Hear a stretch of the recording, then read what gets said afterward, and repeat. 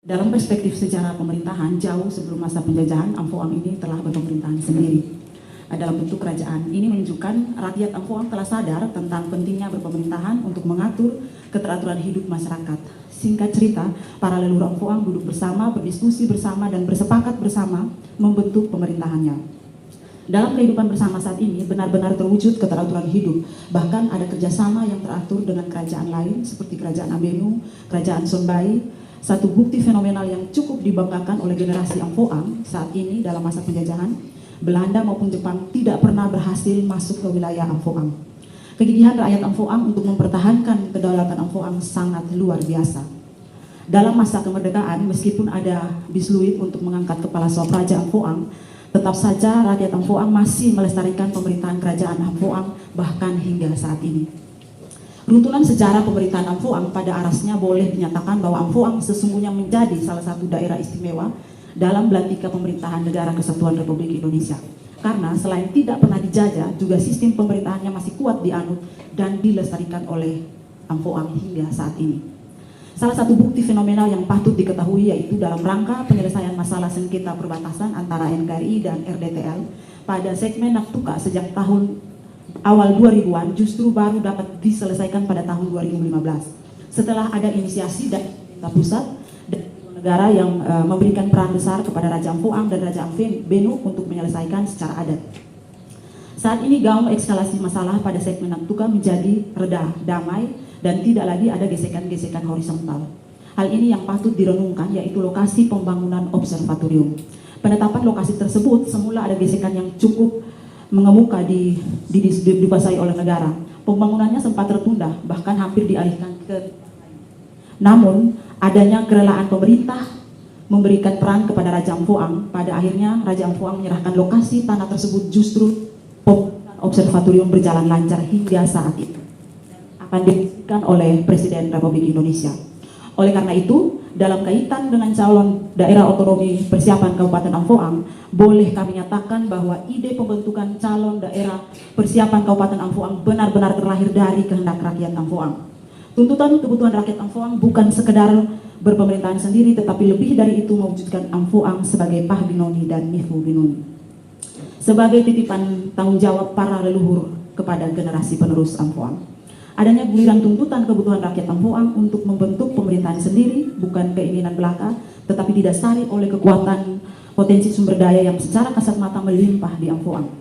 Mengenai sumber daya manusia yang selalu menjadi buah kalangan tertentu, perlu kami sampaikan bahwa Amphoang yang mungkin saja oleh pihak tertentu memandang sebelah mata, tetapi data yang telah kami rilis ternyata sumber daya manusia Amphoang yang sudah menjadi sarjana itu sebanyak 453 orang. Bahkan sudah ada guru besar dan ada 7 orang S3 doktor. Yang jadi titik pergumulan yaitu banyak sarjana Amphoang tidak menjadi ASN. Ketersediaan sumber daya manusia warga Amphoang ini secara meyakinkan menjadi potensi luar biasa untuk meraih masa depan Amphoang secara gemilang, tatkala diarahkan dan didaya gunakan selama pada semua aspek kehidupan.